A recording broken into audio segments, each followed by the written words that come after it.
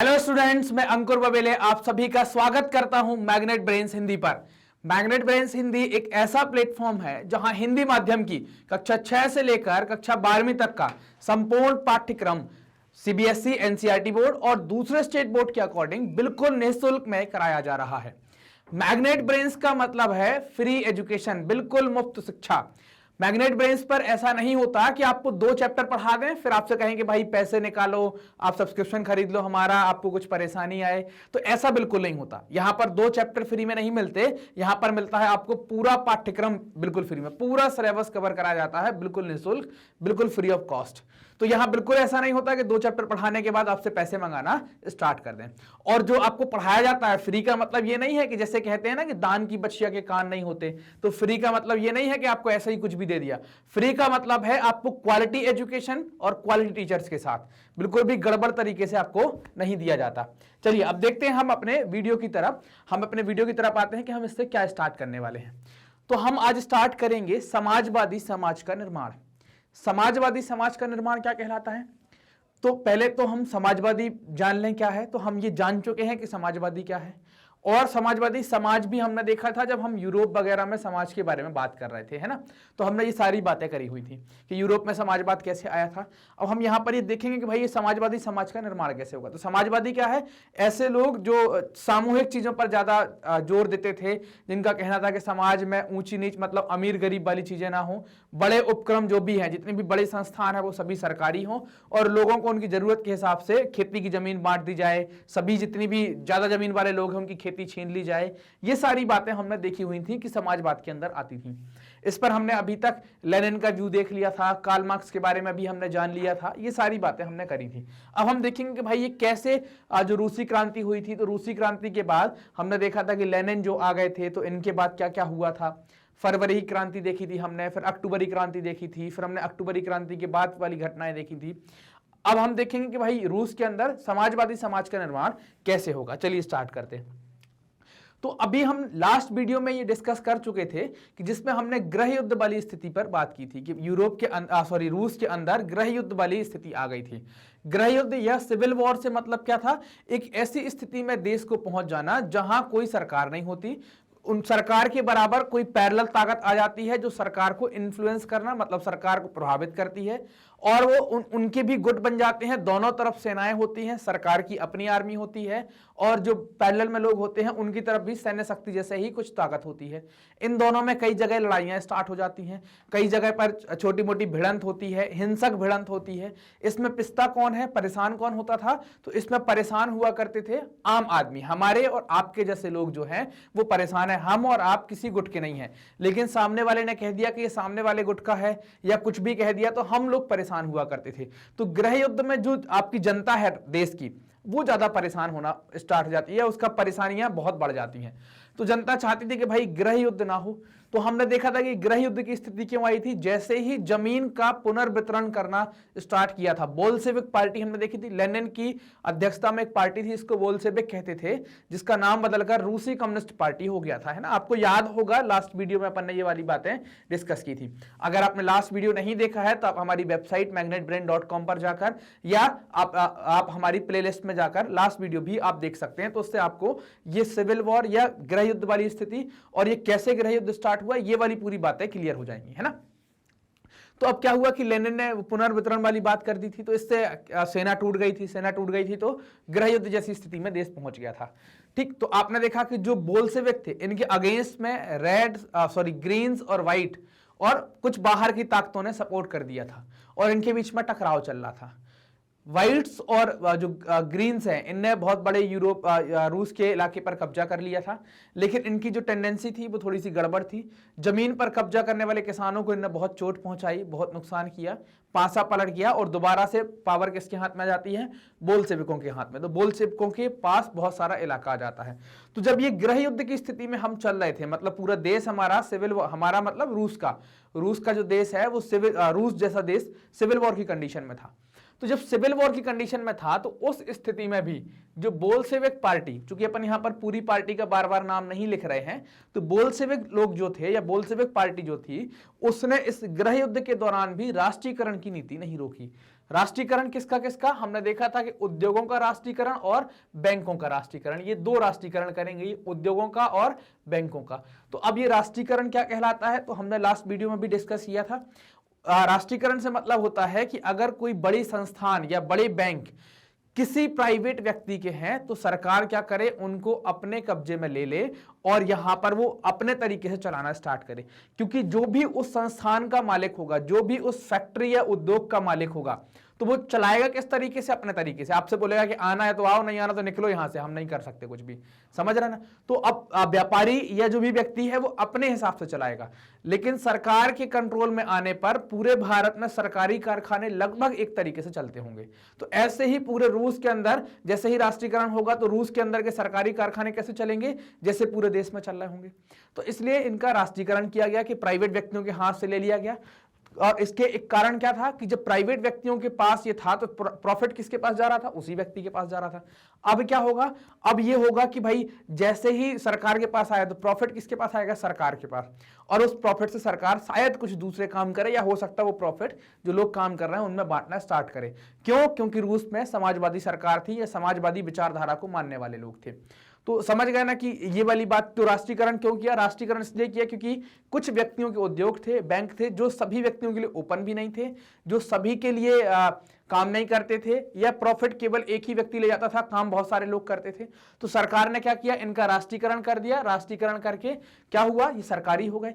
सरकारी हो गए तो अब पैसा या मुनाफा कौन आएगा? सरकार के पास। अब वो उद्योग सरकारी हो गया तो आपकी नौकरी क्या हो गई? सरकारी हो गई। सरकारी नौकरी मतलब क्या हो गया? आपको थोड़ी सा स्थायित्व मिल गया, पैसा आप टाइम से मिलने लगा। आपकी जो कार्य करने की स्थिति थी, प्राइवेट टाइम पर आपसे 12 घंटे 15 घंटे काम करवाते थे, सरकारी में एक फिक्स होता है कि भाई आपको 8-10 घंटे जो भी फिक्स है उनके हिसाब से वो आपको मिलेगा। जो सरकार की तरफ से फैसिलिटी दी जा रही है, मतलब घर मिल सकता है ना, बच्चों की फीस मिल सकती है, बच्चों के लिए स्कूल मिल सकता है, आपकी स्वास्थ्य सेवाएं मिल सकती हैं, मतलब मिली थी या नहीं मैं बता रहा हूं आपको कैसी मिल सकती हैं। तो अब ये क्या होगा? सरकारी में जैसे ही आप जाएंगे तो ये सुविधाएं आपको मिल सकती हैं। प्राइवेट में क्या है? सारी चीजें किसके ऊपर निर्भर है? सारी चीजें जो भी मालिक है उसके ऊपर निर्भर है। मालिक चाहे तो दे, नहीं चाहे तो नहीं दे। तो उसमें क्या है? अनिश्चितताओं का दौर है। मालिक अच्छा, कंपनी अच्छी, मालिक खराब, कंपनी खराब। सरकार में क्या होगा कि भाई सरकार ने तो नॉर्म्स सेट कर दिया, सरकार बदलती रहे, आती रहे, जाती रहे, ये नियम रहेंगे तो इनमें ज्यादा बदलाव नहीं होंगे, लोगों को ये सुविधाएं मिलती रहेंगी। तो इसलिए राष्ट्रीयकरण किया गया। आपने देखा कि जो गृह युद्ध के दौरान किसानों को छूट दी गई थी कि जिस जमीन पर वो कब्जा करें, जमीन, सारी जमीन को इकट्ठा किया था, उस जमीन को इनने सामाजिकरण या सामाजिक जमीन कह दिया था। तो किसानों को छूट दी गई कि जो सामाजिकरण वाली जमीन है, जिसका सामाजिकरण मतलब इकट्ठी कर दी गई थी, उस जमीन पर छूट दी गई कि आप लोग खेती करना स्टार्ट करें, उस पर खेती करें। कारण क्या था? ये खेती कर कर दुनिया को और अपने देश के दूसरे नागरिकों को दिखाना चाहते थे कि हम सामूहिकता क्या होती है, कैसे सामूहिक खेत बनाकर खेती की जा सकती है, ये दिखाना चाह रहे थे, है ना। या ये लोगों को बताने की कोशिश कर रहे थे कैसे होती है। आप मानो कि ये मान लो मैंने खेत बना लिया, एक बड़ा सा खेत है, पूरे गांव के सभी खेतों को इसमें समा दिया, छोटे छोटे से खेत। अब गांव के सभी लोग इसमें काम करना स्टार्ट करेंगे। इसके अंदर उन्हें धीरे धीरे क्या किया? अपनी गेहूं या चावल या जो भी फसलें होती हैं वो लगाना स्टार्ट किया। इसका जो भी प्रोडक्शन निकलेगा या जो भी उत्पाद निकलेगा वो क्या होगा? सभी लोगों में उनके काम के हिसाब से बांट दिया जाएगा। ये कहलाती है सामूहिक खेती। तो सरकार क्या चाह रही थी कि जो सामूहिक खेती या समाजवाद वाली बातें सरकार कर रही थी, वो समाजवाद वो दिखाना चाह रही थी कि भाई हम सामूहिक खेती कैसे करवाएंगे। तो सामूहिक खेती कैसे करवाएंगे? इस तरीके से कि भाई जो जमीन हमने इकट्ठी ली थी, किसानों से बोल दिया कि आप उस इकट्ठी जमीन पर आप लोग खेती करना स्टार्ट करो। तो ये क्यों खेती करना स्टार्ट करो? ताकि लोगों को पता चले कि सामूहिकता क्या होती है, एक साथ काम कैसे कर सकते हैं। ये सारी बातें बताना इनने यहां पर स्टार्ट किया। तो ये घटना यहां पर हुई। अब ये सामूहिकता बताने लगे भाई, ये सारी बातें यहां पर होने लगी। लेकिन अब देश तरक्की कैसे करे? तो देश की तरक्की के लिए भी कुछ इनको सोचना पड़ा कि भाई क्योंकि ठीक है खेत हमने बड़ा बना दिया, खेत में सभी लोगों ने खेती कर ली, सभी लोगों ने आपस में बांट लिया, ये बहुत अच्छी बात है, बहुत बढ़िया है। लेकिन आप ये बताइए कि हमारे देश को भी तो तरक्की करनी पड़ेगी। हमारा मतलब जो भी रूस वाले लोग होंगे उनके देश को तरक्की करनी पड़ेगी, जैसे हम अपने भारत देश की तरक्की के लिए बातें करते हैं। तो तरक्की कैसे करेंगे ये लोग? तरक्की के पीछे भी तो कुछ कारण होना चाहिए ना, क्या कोई प्लान होना चाहिए। बिना प्लान के कोई तरक्की करता है? आप जब पढ़ने बैठते हैं तो बिना प्लान के बैठ जाते हैं। आपने कोई प्लान नहीं है कि बोले इस साल 9वीं करनी है, या ऐसा प्लान रहता है कि बोले पापा पहले 12वीं कर लेते हैं फिर अपन क्या करेंगे, फिर बोले 8वीं कर लेंगे, फिर बोले पापा सीधे हम नौकरी कर लेंगे, फिर हम ग्रेजुएशन करते रहेंगे। प्लान होता है ना, एक सिस्टमेटिक तरीके चलते हैं। आप केजी पढ़ते हैं, 1 पढ़ते हैं, 2 पढ़ते हैं, 5वीं पढ़ते हैं, फिर 8वीं पढ़ते हैं, फिर 12वीं पढ़ते हैं, फिर आप ग्रेजुएशन करते हैं, मतलब जो स्नातक, परास्नातक, ग्रेजुएशन, पोस्ट ग्रेजुएशन, एक सिस्टम से चलते हैं ना, एक प्लान होता है। कि ऐसा ही होता है कि बोले नहीं सर आज हम 8वीं क्लास में बैठ गए थे, अब यार क्या करें, जब नहीं रहा सर, बोले 12वीं क्लास में बैठा दो मुझे। ऐसा होता है क्या कि कभी भी कहीं भी चले गए? तो ये सारी बातें यहां पर होती नहीं। तो ऐसा तो होता नहीं कि आपने ऐसे सिर खुजाया, बोले सर आज क्या करें, कौन सी क्लास, आज 6वीं में ही बैठा दूं। ऐसा नहीं होता, आप सिस्टमेटिक तरीके से चलते हैं। तो कोई भी व्यवस्था को चलाने के लिए एक प्लान की जरूरत है, अगर उसे अच्छे से आपको चलाना है। चाहे आपका घर चलाया जा रहा हो, चाहे आप अपनी पढ़ाई करते हो, चाहे किसी देश को चलाना हो। तो अब शासन के लिए क्या व्यवस्था की गई कि भाई केंद्रीयकृत नियोजन की व्यवस्था की गई कि हम जो अपना देश चलाएंगे, देश चलाने वाले लोगों को, देश पर जो भी राज करता है उसको कहते हैं सरकार, और सरकार के द्वारा जो काम किया जाता है या जो भी सरकारी पूरी जो लोग होते हैं, कर्मचारी जब सब, तो पूरी सरकार और कर्मचारियों को मिलाकर कहते हैं शासन, है ना। तो जो गवर्नेंस है वो कैसे करी जाए, शासन कैसे हो, तो शासन के पीछे इनने क्या लॉजिक दिया कि भाई केंद्रीकृत हो। केंद्रीकृत का मतलब क्या हो गया, सेंट्रलाइज्ड। कैसा मतलब पूरे देश में एक पावर होगी, मतलब इस तरीके से ये केंद्रीकृत हो गया। नियोजन का मतलब होता है प्लानिंग, इसका मतलब होता है प्लानिंग। एक ऐसा प्लान जो सेंटर से स्टार्ट होगा और सभी जगह जाए, केंद्र मतलब सरकार, केंद्र सरकार के द्वारा, जो भी रूस की सेंट्रल गवर्नमेंट रही होगी उसके द्वारा एक प्लान तैयार किया जाएगा। और नियोजन का मतलब होता है ऐसा प्लान तैयार करना कि जिससे देश धीरे धीरे तरक्की की राह में आगे बढ़ना स्टार्ट हो जाए, है ना। नियोजन का मतलब ये नहीं कि अपन ने प्लान बना लिया, बोले चौपट करने का प्लान बनाया, बोले आज तो ऐसा था कल बिठा देंगे, बम लगा देंगे हम। प्लान का मतलब वो प्लान है कि भाई आप अपनी शासन के अंदर प्लान लगा रहे हैं तो एक धीरे धीरे तरक्की होना स्टार्ट हो जाए, जिससे क्या हो, देश के सभी लोगों का, सभी नागरिकों का विकास हो। आप ये समझना, कोई भी देश अच्छा या बुरा कैसे होता है ना, कोई भी देश तरक्की कैसे करता है, कोई भी देश साफ और गंदा कैसे होता है। तो ये सारी चीजें सरकार, तो ठीक है कि सरकार अपना काम करेगी, सरकार ने प्लान बना दिया और छोड़ दिया, ये सभी चीजें हमारे और आपके ऊपर भी निर्भर करती हैं। हम और आप अगर देश के लिए सजग हैं, हम देश के लिए कुछ करते हैं। अब करने का मतलब ये नहीं कि आप बोलोगे पापा देश के लिए करना है, सेना में ही हम चले जाते हैं और हमें अभी बंदूक दिलवा दो, हम अभी देश के लिए कुछ कर दें। देश के लिए करने का मतलब ये नहीं होता। देश के लिए करने का मतलब कि अगर आप अपने देश के लिए कुछ अच्छा चाहते हैं तो आप अच्छा करें। जब आप अच्छा करेंगे और आपके जैसे कई सारे लोग अच्छा करेंगे तो आपका शहर अच्छा करने लगेगा। जब ऐसे कई सारे शहर हो जाएंगे तो आपका प्रदेश अच्छा करने लगेगा। जब ऐसे कई प्रदेश अच्छे हो जाएंगे तो अपने आप देश क्या हो जाएगा, अच्छा करने लगेगा। जैसे फॉर एग्जांपल आप सफाई वाली बात मानो, जैसे बहुत चलता है ना स्वच्छता अभियान। मान लो झाड़ू लगाने वाला तो खूब आ रहा है, लेकिन अपन ने कोई गुटखा खा के ऐसा कर दिया, किसी ने पन्नी फेंक दी, कोई बोतल फेंक दिया, तो सफाई वाले कितने लोग लगे हैं? आप लोग तो कितनी ज्यादा संख्या में है। आप कोई भी शहर को आप ले लें या कहीं का भी कुछ भी ले लें तो कितने लोग हैं, सफाई वाले तो कम लगे। तो हम भाई जो कचरा है वो डस्टबिन में डालने लगेंगे, ऑटोमेटिकली साफ दिखेगा। तो सुधरे कौन? हम सुधरे। और साफ क्या हुआ? हमारा शहर या हमारा घर। तो कोई भी देश तरक्की करेगा तो इसके लिए जरूरी क्या है, वहां के लोगों की भी वैसी मानसिकता हो जाए, वहां के लोग भी देश की तरक्की चाहने लगे। ठीक, तो यहां पर ये प्लान तैयार किया गया कि भाई हम एक ऐसी प्लानिंग तैयार करेंगे जो सेंट्रलाइज्ड प्लानिंग होगी, केंद्रीकृत प्लानिंग होगी, जिससे हम देश की तरक्की करेंगे। तो देश की तरक्की किस तरीके से होती है? ज्यादातर देश की तरक्की पैसे के टर्म में मानी जाती है ना। आज का समाज ये मानता है कि आप कितने विकसित हैं, मतलब आपकी कितने सोर्स ऑफ इनकम है, आपके पास पैसा कितना है, ये भी एक फैक्टर है। केवल यही एक आधार है ऐसा नहीं है, लेकिन पैसा एक आधार है, ये भी है। तो अब देश को, चूंकि अब देश में कई सारी सरकार को गरीबों के लिए स्कीम चलानी पड़ती है, पैसे की जरूरत पड़ती है। और पैसा किसमें आता है? अर्थव्यवस्था में। पैसे वाली जो बात होती है वो होती है इकोनॉमी में। पैसे से मतलब आपकी सभी प्रकार की संपत्तियों पर आपका कैश भी बढ़े, मतलब जो पैसा है वो भी बढ़े, आपके द्वारा जो स्टैब्लिश किए गए संस्थान है वो भी अच्छी तरक्की करें। तो अर्थव्यवस्था, तो अब समस्या आ रही थी कि भाई हम अर्थव्यवस्था की कैसे प्लानिंग करें। ये वाली बात समझ में आ गई ना। केंद्रीकृत और नियोजन व्यवस्था क्या है ये समझ गए ना। नियोजन क्या कहलाया? एक ऐसी प्लानिंग जिसके थ्रू हम देश को डेवलपमेंट की तरफ ले जाएं, तरक्की की तरफ ले जाएं। अब क्या हुआ कि भाई ये डेवलपमेंट वाली बात तो कर ली कि हम कैसे करेंगे। इसके लिए जरूरी है कि आपकी इकोनॉमी या आपकी अर्थव्यवस्था डेवलप कर जाए, ग्रो कर जाए। तो इनने क्या किया कि अर्थव्यवस्था के लिए जो वहां के कुछ लोग थे वो सोच रहे थे कि भाई हमारी अर्थव्यवस्था, देश की अर्थव्यवस्था कैसे सुधरे, क्योंकि देश की अर्थव्यवस्था सुधरती जाएगी तो देश में गरीबी क्या होगी, कम होती जाएगी, बेरोजगारी क्या होगी, कम होती जाएगी।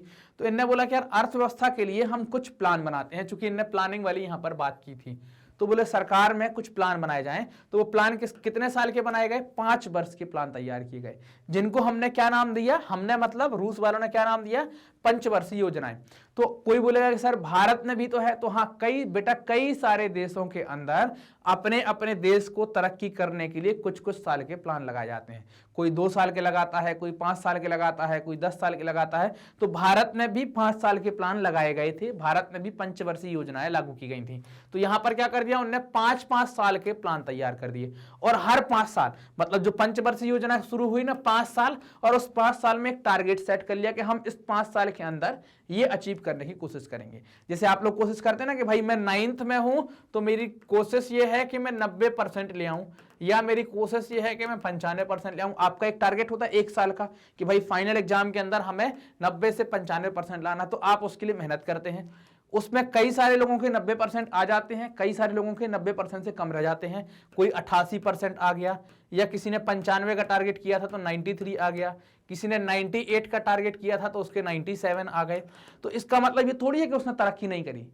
क्या इसका क्या ये मतलब है क्या कि अगर उसके जो उसने अपने दिमाग में सोचा था, अगर आपने अपने दिमाग में 95-98% या जो भी प्रतिशत आपने सोची है कि मैं 9th के फाइनल एग्जाम में इतना लेकर आऊंगा या आऊंगी, तो आप अगर उतने परसेंट पा लेते हैं तो बहुत अच्छी बात है कि आपने टारगेट अचीव कर लिया। लेकिन अगर आप उससे 1-2% पीछे रहते हैं तो क्या आपने मेहनत नहीं की, क्या आपने कोई अर्जन नहीं किया, या क्या आपने कोई ज्ञान के मामले में तरक्की नहीं की, आपको ज्ञान नहीं हुआ? बिल्कुल हुआ, किताबें हमने उतनी पढ़ी हैं, कुछ कमी रह गई होगी, थोड़ी बहुत कमी रह गई होगी, इस कारण से हम 1-2% से पीछे हो गए। तो ये कभी नहीं मानना कि भाई हमने जो टारगेट अचीव किया था वो अगर हम पूरा नहीं कर पाए तो हम फेलियर, बिल्कुल नहीं। हम 1-2%, हाँ ऐसा जरूर है कि भाई अपन सो रहे हैं सपने में, बोले सर 99% लाएंगे हम, और जब पास हुए तो पता चला 45%, ऐसे लोगों ने कुछ अचीव नहीं किया।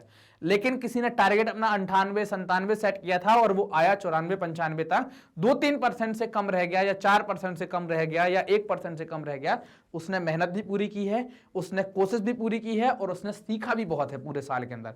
उसको सारे सब्जेक्ट आते होंगे, उसने सभी सब्जेक्टों को याद भी किया होगा, समझा भी होगा, प्रैक्टिस भी करी होगी, तो उसका वेस्ट नहीं जाएगा, उसको कहीं ना कहीं ये काम में जाएंगे। तो ऐसे ही क्या किया कि 5 साल में, ऐसे ही सरकारें क्या कर रही हैं, हर 5 साल का एक प्लान तैयार करती हैं, 5 साल में एक टारगेट रखती हैं कि भाई हमारी जो अभी इकोनॉमी है या हमारा बिजनेस इतना हो रहा है, मतलब मान लो 100 करोड़ का बिजनेस हो रहा है तो अगले 5 साल में हम उसको 150 करोड़ ले जाएं। लेकिन अगर वो 140 करोड़ भी हो गया तो इसका मतलब क्या है, बिजनेस बढ़ा या घटा? बढ़ा। लेकिन हम 150 करोड़ का टारगेट रख रहे थे, वो नहीं हो पाया 140, लेकिन बिजनेस बढ़ा, तो तरक्की तो हुई यहां पर। तो 5 ईयर प्लान में हम कुछ ऐसे ही प्लान रखा करते थे। सरकारें अपने सेक्टर मतलब अपना फोकस सेट करती थी कि भाई हमें अगले 5 साल में क्या करना है, अगले 5 साल में क्या करना है, इस 5 साल में क्या करना। जैसे आप लोग फोकस करते हैं कि भाई 9th में हम ये करेंगे, 10th में हम ये करेंगे, फिर हम 12th के बाद इस चीज की तैयारी करेंगे, या 10th के बाद हम ये सब्जेक्ट लेंगे, फिर हम इसके बाद तैयारी करेंगे, तो हम 2 साल 3 साल जो भी हमें सेट करते हैं हम, और उसमें फिर हम अचीव करते हैं। तो ऐसे ही सरकारें क्या है 5 साल का एक टाइम रखेंगी, उसमें एक टारगेट सेट करेंगे और उसको अचीव करने की कोशिश करेंगे। तो ऐसे 5-5 साल के जो प्लान बने उसको क्या कहने लगे हम, पंचवर्षीय योजनाएं कहने लगे। यहां तक क्लियर बात कि पंचवर्षीय योजनाएं क्या हैं और कैसे हुई, यहां तक कोई डाउट नहीं ना, अच्छे से समझते चलना। ऐसा नहीं कि भाई सर बता रहे हैं, बोले सर तो बताए जा रहे हैं और आपके यहां से निकल गई बात ऐसे हो गई, ऐसे नहीं। थोड़ा अच्छे से बिल्कुल एकदम दिमाग कान खोलकर अच्छे से सुनते चलना है। आप अच्छे से सुनते चलेंगे तो आपके लिए ही ये फायदेमंद होगा, आपके नंबर बढ़ाएगा, और भविष्य में भी जब आप कोई कंपटीशन की तैयारी में जाएंगे तो आपको ये कॉन्सेप्ट बिल्कुल समझ में आते होंगे, कोई चीज आपको नई नई लगेगी, है ना। चलिए अब देखते हैं यहां पर कि जब जो पंचवर्षीय योजनाएं आ गई तो प्लान लगना स्टार्ट हो गए। प्लान लगना स्टार्ट हो गए तो फर्स्ट प्लान जो लगा या पहली पंचवर्षीय योजना लगी 1927 से 1932 तक, इसको कहते हैं प्रथम पंचवर्षीय योजना। और एक दूसरी पंचवर्षीय योजना है, अगले साल से लगा दी उनने, 1933 से 1938 तक दूसरी पंचवर्षीय योजना है।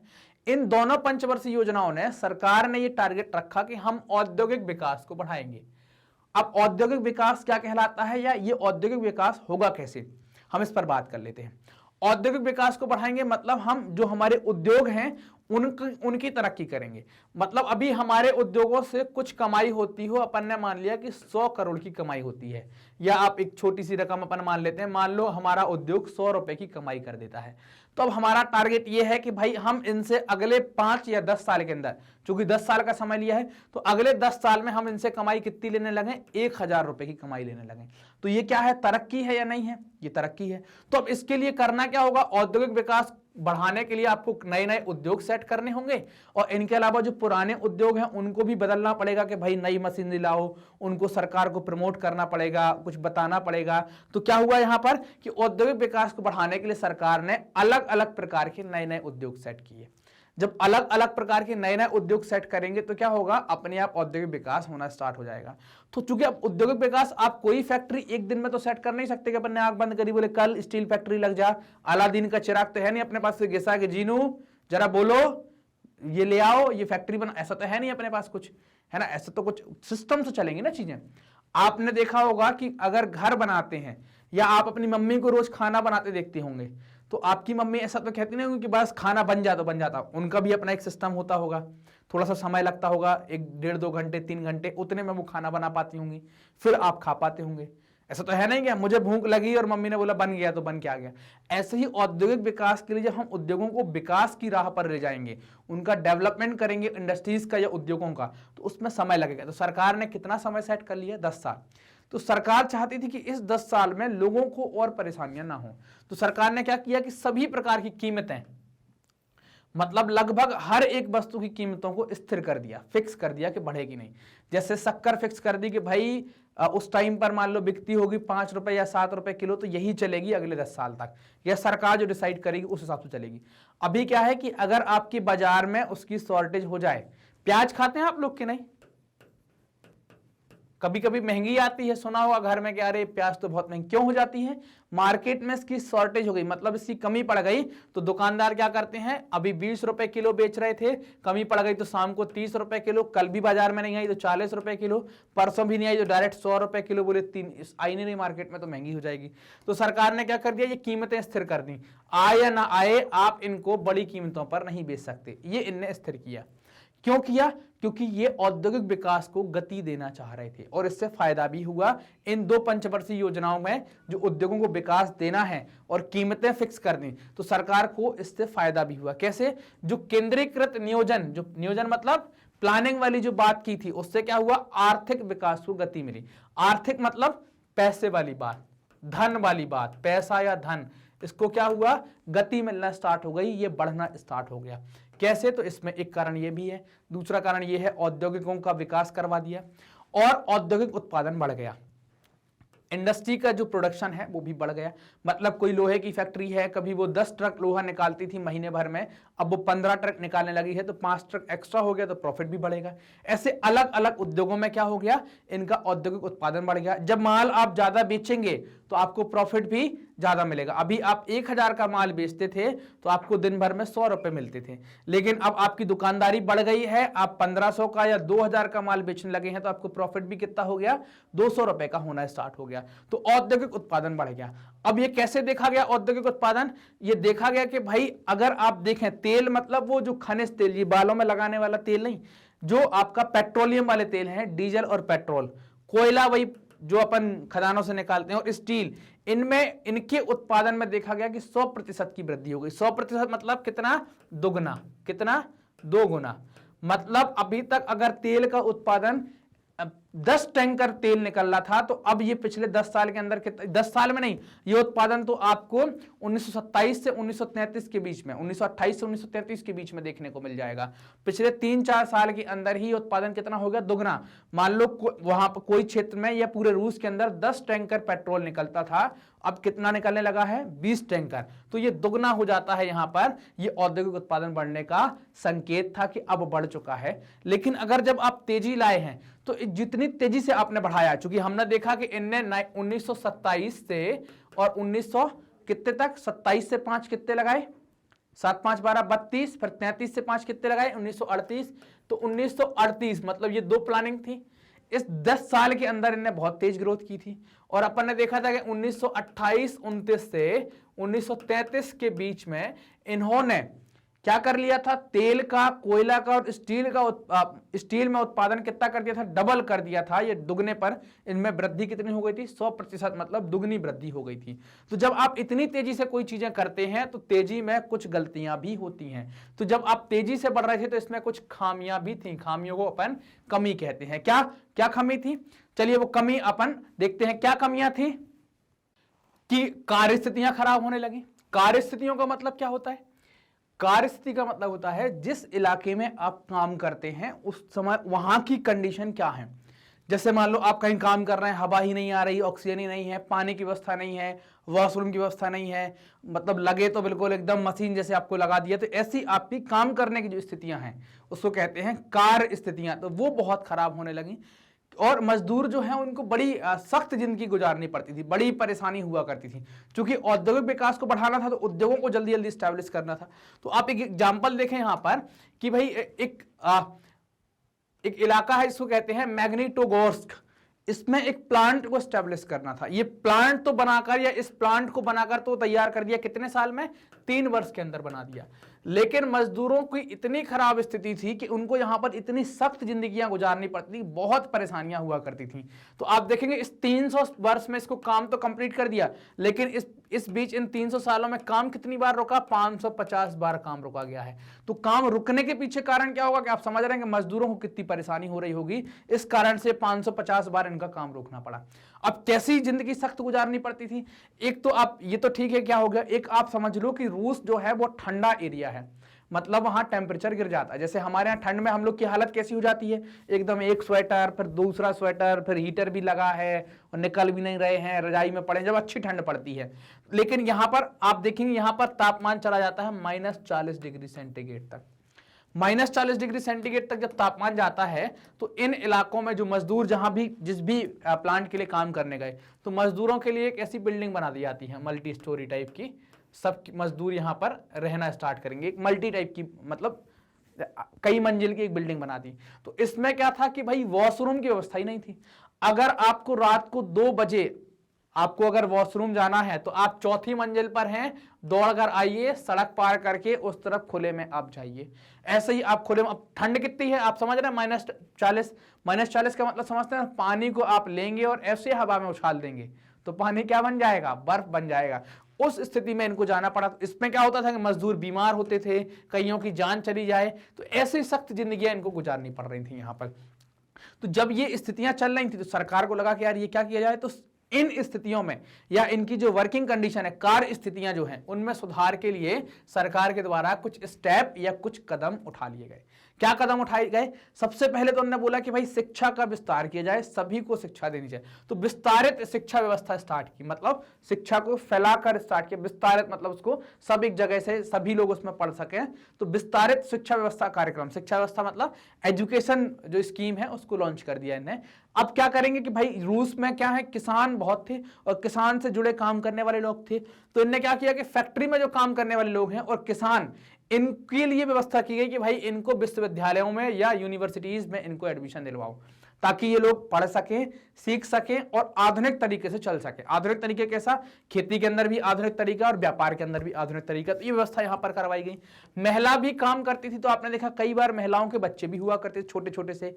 अब वो आपने देखा हुआ कई बार, आप भारत में भी देखेंगे बेचारी पीछे पीठ पर मार लेती हैं, ईंट सिर पर ले जाती हैं। उनके बच्चों के लिए कोई स्पेशल व्यवस्था नहीं होती थी या नहीं होती है आज भी कई सारे देशों में। तो वहां क्या किया गया कि भाई जो महिला काम करने वाली हैं, काम जो मजदूर महिला है या काम करने वाली कोई महिला है, तो उनके बच्चों के लिए क्या बनवा दी, बाल बाड़ियां, जिनको आजकल आप क्या कहते हैं, झूला घर। क्या कहते हैं कि झूला घर, मम्मी नौकरी करने गई हैं तो बच्चे को झूला घर में छोड़ गई हैं। तो 2-4 लोग लगे हैं वहां पर, वो बच्चों को खिलाते रहते हैं, खाना खिला देंगे, खिलाएंगे पिलाएंगे, घुमाएंगे, ये सारी बातें वो उन्होंने करना स्टार्ट कर दी। तो बच्चों को क्या करते हैं, बाल बाड़ियों के अंदर बाल बाड़ियां खोली गई, जिनको हम अपने यहाँ क्या कहते हैं, अपने यहाँ कहते हैं, हम लोग क्या कहते हैं, झूला घर कहते हैं। देखे हैं कि नहीं, मतलब एक कमरा कर देंगे, एक छोटा सा मकान ले देंगे, वहां पर बच्चों खेलने के लिए खिलौने रख देंगे, कुछ झूले वूले लगा देंगे और एक दो दायमा को, मतलब एक दो महिलाओं को वहां पर नियुक्त कर देंगे। बच्चों का ध्यान रखना, जब जिसको भूख लगे खाना खिला दो, दूध पीने की इच्छा हो तो दूध पिला दो। तो इससे क्या होगा, महिलाएं जो हैं वो अपने स्वतंत्र मन से काम कर पाएंगी, उनका बच्चा भी सुरक्षित रह पाएगा। अब लोग जब बीमार हो रहे थे, ठंडी में जा रहे थे या जो भी कंडीशन हो रही थी, बीमार होते थे तो स्वास्थ्य सुविधाएं नहीं थी, तो क्या किया गया, सस्ती स्वास्थ्य सुविधाएं करवाई गई। जैसे आप समझें कि जैसे हम और आप या भारत में कई सारे ऐसे लोग हैं जो आज भी बड़े अस्पतालों का खर्चा नहीं उठा सकते, तो सरकारें क्या करती हैं कि अच्छे अच्छे सरकारी अस्पताल स्थापित करती हैं जहां पर आपका अच्छा ट्रीटमेंट हो सके, पैसा आपको कम लगे। अगर ये व्यवस्थाएं ना हो तो गरीब व्यक्ति तो क्या हो, अपना इलाज ही ना करा पाए, वो तो बिना इलाज के ही मर जाए। तो ऐसे ही रूस में भी क्या हुआ कि लोगों के लिए, चूंकि रूस में गरीबी बहुत थी, तो लोगों के लिए सस्ती स्वास्थ्य व्यवस्थाओं को उपलब्ध करवाया गया कि भाई अब जाओ डॉक्टर के पास जाओ, 5 रुपए की पर्ची कटवाओ, नाड़ी दिखवाओ, पर्चा लिखवाओ, इंजेक्शन लगवाओ और घर चले आओ, है ना। इंजेक्शन वो बच्चों वाला नहीं कि लग रहा है तो रोना, धीरे से लगवाओ और चले आओ। और मजदूरों के लिए क्या कर दिया अपन ने, घर देखे थे कि उनकी घर की स्थिति क्या थी, भाई व्यवस्था नहीं है, आपने वॉशरूम नहीं बनाया है, पानी नीचे से भर के 4 मंजिल ले जाओ, तो घर कैसे बना दिए, थोड़े से अच्छे आदर्श, मतलब आइडियलिस्टिक टाइप के घर बना दिए, जहां पर पानी हो, जहां पर वॉशरूम हो, जहां पर आपके फ्रेश एरिया, मतलब और दूसरे वेंटिलेशन पर्याप्त हो, घर आंगन ठीक ठाक हो, ऐसे यहां पर ये बना दिए ताकि मजदूर आराम से रह सकें। इन सारी कोशिशें, जो भी सरकार ये कोशिशें कर रही थी, ये सारी कोशिशें सभी जगह एक से नहीं थे, इनके नतीजे जो हैं सब जगह एक से नहीं थे। कारण क्या, सरकार भी तो नई नई आई है ना यार, सरकार भी अभी सीख रही, सरकार के पास संसाधन कम है, तो पूरे रूस में इनके जो परिणाम आए हैं, इनकी जो कोशिशें की गई, उनके जो परिणाम आए हैं, नतीजे जो रहे हैं, वो पूरे रूस में एक से नहीं रहे। कैसे रहे, अलग अलग रहे हैं। लेकिन फिर भी हम ये कहेंगे कि सरकार ने कुछ अच्छे कदम उठाए गरीब लोगों के लिए, किसानों और मजदूरों के लिए। तो सरकार के ये नतीजे एक से ना रहने के कारण क्या है, एक समान ना रहने के पीछे कारण क्या है, सरकार के पास संसाधन कैसे थे, सीमित संसाधन थे, इस कारण से सरकार नतीजे सभी जगह एक से नहीं ला पाई, थोड़ी थोड़ी भिन्नता यहां पर आ गई। क्लियर यहां तक की बात कि भाई समाजवाद का निर्माण कैसे कर रहे हैं। अब आप देखना कि आपकी सुविधा के लिए magnetbrains.com ने आपके लिए एक ऐप बनाया है। आप प्ले स्टोर पर जाकर हमारा ऐप मैग्नेट ब्रेन्स ऐप को डाउनलोड कर सकते हैं। इसके अलावा आपके लिए एक वेबसाइट डेवलप की गई है जिसमें आप सुविधाजनक तरीके से सभी वीडियो को देखकर आप अपनी पढ़ाई को आसानी से जारी रख सकें, आपकी पढ़ाई में किसी प्रकार की कोई रुकावट ना हो। वेबसाइट का नाम है magnetbrains.com। जैसे ही आप गूगल पर टाइप करेंगे magnetbrains.com, ये वेबसाइट है हमारी, जैसे ही आप इसको टाइप करेंगे तो आपके सामने एक ऐसा पेज खुल जाएगा। उस पेज में आप देखेंगे लिखा होगा कि India number 1 100% free online education platform. तो ये यहाँ पर आपको सभी कुछ फ्री में दिया जाता है, क्वालिटी कंटेंट और अच्छे शिक्षकों के साथ। तो जैसा ही आप जाएंगे तो यहाँ पर आप अपनी मीडियम सेलेक्ट करेंगे, इंग्लिश मीडियम जो भी आपको लेना है, तो आपने हिंदी मीडियम सेलेक्ट किया। हिंदी मीडियम सेलेक्ट करने के बाद अपनी क्लास सेलेक्ट करेंगे, भाई किस क्लास का हमें वीडियो देखना है। उसमें आप जो भी सब्जेक्ट का वीडियो देखना चाहते हैं, जैसे आपने मेरे वीडियो देखने हैं तो आपने देखा सामाजिक विज्ञान, वॉच नाउ पर क्लिक किया। जैसे ही आप वॉच नाउ पर क्लिक करेंगे तो आपको सब उस चैप्टर की और सब्जेक्ट की पूरी प्लेलिस्ट खुल जाएगी। अब आप देख लेंगे भाई कौन से चैप्टर के अंदर हमें क्या देखना है, तो हर एक चैप्टर के अंदर जितने वीडियो हैं वो डल जाएंगे। आप इस पर क्लिक करेंगे तो ये खुल जाएंगे। भाई इस चैप्टर के जो और टॉपिक आपको देखने हैं वो आप आसानी से देख सकते हैं बिना किसी रुकावट के। तो ये आपके लिए किया गया है कि आपकी पढ़ाई में किसी प्रकार का व्यवधान ना आए। ठीक, अब आप जानते हैं कि भाई मैग्नेट ब्रेन ने अपना एक चैनल जिस पर आप पढ़ रहे हैं, जिसको हम कहते हैं मैग्नेट ब्रेन्स हिंदी, ये आप लोगों की सुविधा के लिए बनाया गया है। तो आप लोग अपने दोस्तों के साथ इसको शेयर करें, मैग्नेट ब्रेन्स हिंदी को अपने दोस्तों से और अपने आसपास वालों से कहें कि भाई आप हमारे चैनल मैग्नेट ब्रेन्स हिंदी को सब्सक्राइब करें, क्योंकि ये आपकी सुविधा के लिए बनाया गया। साथ में जो बेल आइकन भी आ रहा है इसको भी दबा दें, ताकि जो जैसे ही जो जल्दी वीडियो अपलोड होते हैं वो आपको तुरंत मिल जाएं, उनका नोटिफिकेशन आप तुरंत प्राप्त कर सकें। तो ऐसी आपसे रिक्वेस्ट है कि आप सभी से शेयर करें इसको, ताकि सभी लोग इसको सब्सक्राइब करें, है ना। तो सब्सक्राइब करने के लिए जरूर सभी से कहें। ठीक, अब आप जानते हैं कि मैग्नेट ब्रेन जो है वो हिंदी माध्यम के विद्यार्थियों के लिए कक्षा 6 से लेकर कक्षा 12वीं तक का संपूर्ण पाठ्यक्रम सीबीएसई, एनसीईआरटी और दूसरे स्टेट बोर्ड के अकॉर्डिंग बिल्कुल निःशुल्क उपलब्ध करा रहा है।